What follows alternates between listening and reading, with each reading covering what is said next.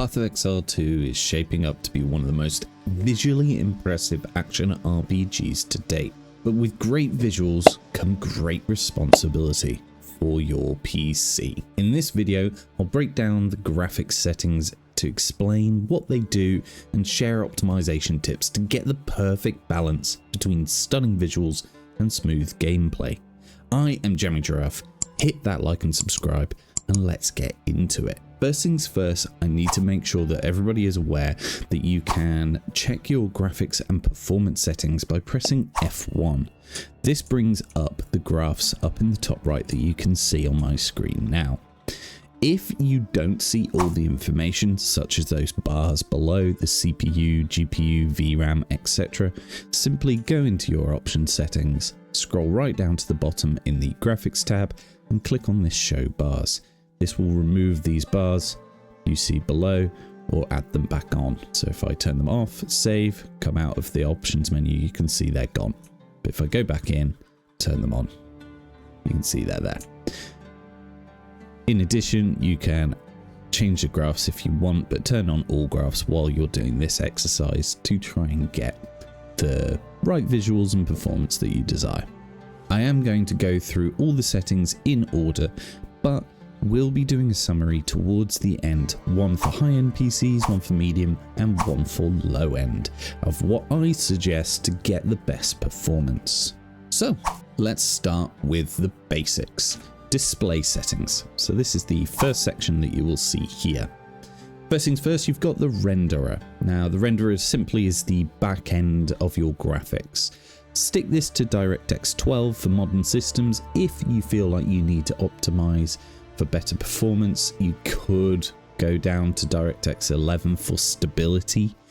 The only thing that DirectX 11 will really give you is a bit more stability, less crashes potentially if you're struggling with that. However, I highly recommend stick with DirectX 12. Second up is your display mode. Obviously, I'm skipping over the graphics card because that should select one by default. So we'll look at the display mode. Now, it is better to stick with full screen. You will get the best performance out of full screen mode. However, if you are tabbing in and out, then use windowed full screen. The game by default actually selects windowed full screen, so this might be one that you are missing out on if you haven't selected it. You will see a difference in the performance greatly when you select full screen. VSync up next. Turn this on to prevent screen tearing, but disable it if you're chasing the lowest possible input latency. This is what this one will affect. Screen tearing will be reduced when it's on, but so will the latency. So if you want to turn it off to get better latency, please do so. You'll be able to see that up in the top right. I've just turned VSync off and you can see my milliseconds has dropped and my FPS has gone up.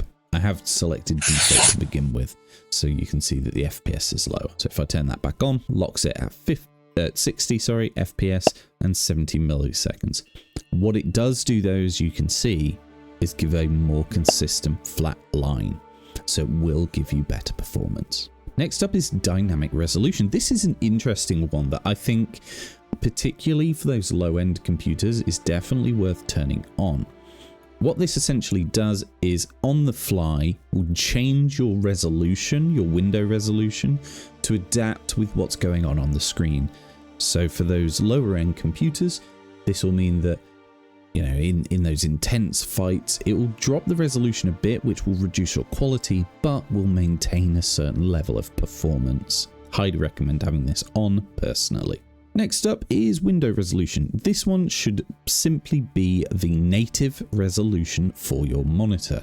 However, there is a caveat. If you're using a higher end monitor and you want to get better performance, you can simply drop down. You will see a difference. So if I go down to 1920 by 1080, you can see a considerable difference in the quality, obviously.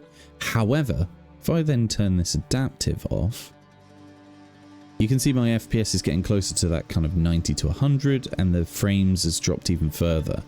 So it will increase your performance dramatically, dropping your resolution. Let me put this back.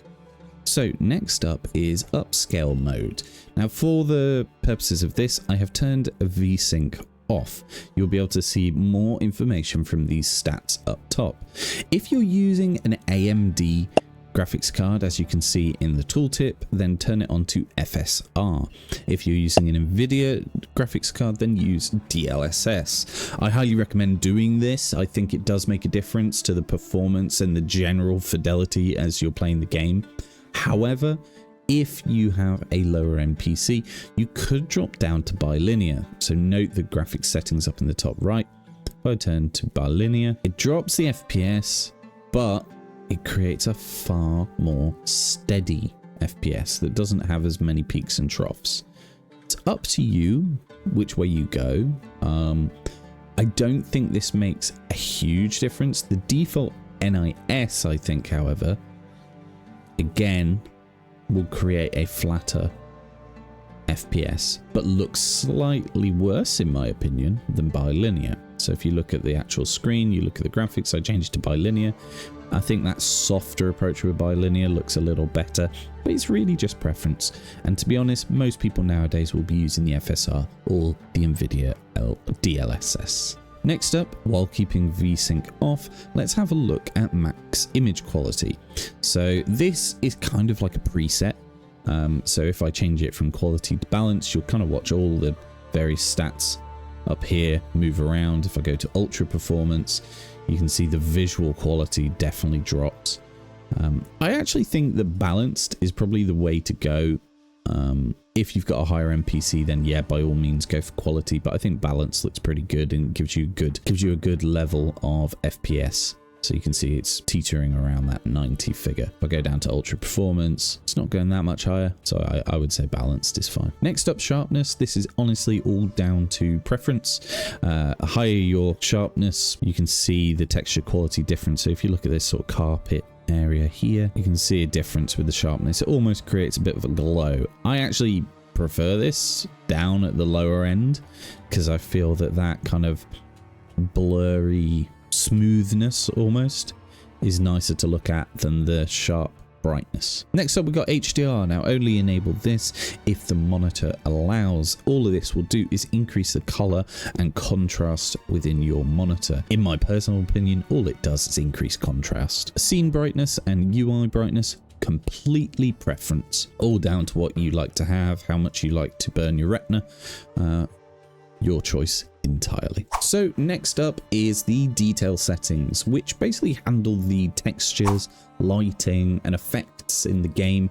These are the biggest contributors to the game's visual fidelity as well as the game's performance. First setting here is texture quality. Now, there are only two settings when it comes to texture quality, medium or high. However, this will have the biggest impact of all on your VRAM and your FPS. So right now it's showing on high and I'm using 4.4 gigabytes of RAM and I'm sitting around 75, let's say, FPS. Now, if I change this to medium, you can see immediately that the VRAM dropped to 2.5 gigabytes, FPS has hit 130, and the milliseconds have dropped to 8 milliseconds. So it is running way better on medium. Now, how much of a difference did you notice to the graphical quality? I'm going to throw it out there. I don't think there's that bigger of a difference. We change to high again. Do you think that there is that much of a difference to the quality? I don't personally. Next up, texture filtering. So texture filtering basically controls how sharp textures look at angles. So if we zoom in a minute, let's have a look at, say, this rail here that we've got, because it's got a nice angle. If you change this, right now it's on 16, I change it to 8, don't see much of a difference. I change it to trilinear, I still don't see much of a difference. If you look here, let's say, there's a slight difference, but it is minuscule and it is barely seen by the eye. I highly recommend that if your system can allow, put it on 16 or 8, but if not, just drop it to 2.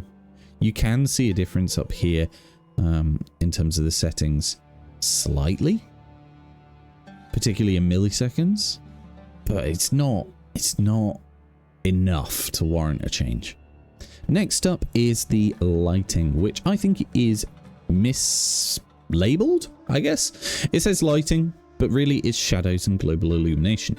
Now, you're not going to see much of a difference between these two as you click between them until you change the setting below, which is the shadow and GI quality. The thing to note here, I would say, is the GPU milliseconds, this blue bar. So if I change this, you can see it drops. Cuts it in half by using shadows over global illumination, which will affect your GPU temperature. You will notice a difference, okay? However, shadow quality, let's put global illumination back on. Keep note of the shadows on these steps. If I change from ultra to low, you can see a difference. Is that difference warranted for performance? I would say not. So my preference is to go to shadows and low. I don't think it makes enough of a difference. However, if you've got a high-end PC, by all means, have it looking amazing. In a similar vein, next up we have sun shadow quality. So whereas just then we were looking at the shadows of these steps, we're now going to look at the shadows of these spires over here, because the shadows are caused by the sun here, whereas they are caused by the lighting of these flames over here. So if I change this from high to low, you'll notice a difference in these spire shadows. You see here? Change this to high. There's a difference. You know, this chain as well here. I think you can see a bit of a difference there. I think this one does make a difference in terms of how it looks. And I don't think it makes a huge difference in terms of the stats. So I would leave it on high by default. If you've got a struggling PC, by all means, turn it to low. Number of lights. Number of lights will make a big difference when you're using spells and things. Massive difference. Okay, because every single one of the spells tends to give off some level of light. So turning this to low will reduce the amount of lights that are then casting shadows. Because as you can see, those little ice shards do have shadows of their own. But if you have this on high, all the little particles will also have shadows, and it is not worth doing, in my opinion. Next up is bloom. This one really is more of a preference thing than anything else. All it really does, if we zoom right in and we look at the light here in this reflection of the fire, and then I turn the bloom up. So we'll look at this sun, actually, it's better. The sun reflection up here. You can see it just shines brighter. It has an effect on CPU milliseconds. If you look up here, the red bar drops a couple. Not a big difference. My preference is have it low so I don't burn my retina. Next up is water detail. I've come to the camp in Act 1 so that you can see this water wheel. Note that all the statistics in the graphs up top will also be taking into account the fact that we are in a live public area. Now, water detail, if I change this from high to low, watch the water, slight difference. Now, the thing to remember here is if I change this texture quality to medium and then change the water detail, I think it makes a bigger difference. Not masses, but I think it makes a bigger difference. I would say there isn't enough water in this game to need to change this. By all means you can if you want. It will make a difference on performance overall when you're in a water area, but other than that, it won't make a huge difference. And the final section in the graphics settings is the advanced settings. This simply controls things like frame rates and processing efficiency. It's kind of important for your overall performance, so let's get through it. First things first, you have NVIDIA Reflex. If you're using an NVIDIA GPU, you can turn this on. I would recommend turning it on with boost if your card can handle it. What this will do is reduce overall latency. And it will make a difference, particularly in big fights. I don't think you're going to see much of a difference here, but it will make a difference in the big fights. So I recommend having this on. Next up are the foreground and background FPS limits. What this does is caps the frames per second when the game is in focus. It will match to your monitor's refresh rate by default, and you should turn it to that. I recommend capping these at your monitor refresh rate, and then the background one, just put it at 30 so it's lower. That would be my recommendation. You can then change your target frame rate down here, which is useful to get a more consistent performance. So we were seeing when I turned VSync off that I was hitting around 100 FPS. If I put this down to say, I don't know, 80 or 90 or something, it will mean that it's more consistent. Next up is triple buffering, which helps to reduce screen tearing in VSync, but slightly increases latency. So if I turn that off, you can see immediately that the FPS took a jump by me turning that off. So if I jump that up, back on, you can see it went back down. It is up to you. It is preference and down to the machine you have. You will get a more stable FPS with it off, less peaks and troughs. With it on, sorry, less peaks and troughs. Next up is a really interesting and underrated setting called dynamic culling. I will show some footage in the background. On the left, dynamic culling is on, and on the right, it is off. What dynamic culling does is reduces the overall amount of particle effects that are being shown. It is a huge difference, I think, in the overall performance. It does make a difference in how the game looks, particularly when you see ice explosions. You can see that on the right, there's more of a kind of frost that comes out. On the left, it's a bit more generic. It's just a hit, if that makes sense. But on the left, the FPS is much better. So I suggest having this on regardless of your system. I think it should be on by default, but when you turn on the game, it is actually off. We did target frame rate already, so we'll move to engine multi-threading, which basically boosts CPU performance by spreading its workload across multiple threads. Leave it enabled unless you experience crashes or stutters, in which case you could turn it off. But I think leave this on. So there you have it. This is a full rundown of all the graphical settings, but let's give you a little summary for each tier of computer. If you're using a high-end system, then you're probably going to want as good fidelity as possible, but maybe you want better frame rate. It's kind of a give and take. Now, my suggestion if you've got a high-end PC is to go for the quality, because the FPS in this game won't make masses of difference as long as you've got a good latency. So for that, I would go full screen. I'd put adaptive on, the best obviously native window resolution. I'd go for either DLSS or the FSR. Image quality to quality, because you can hack it.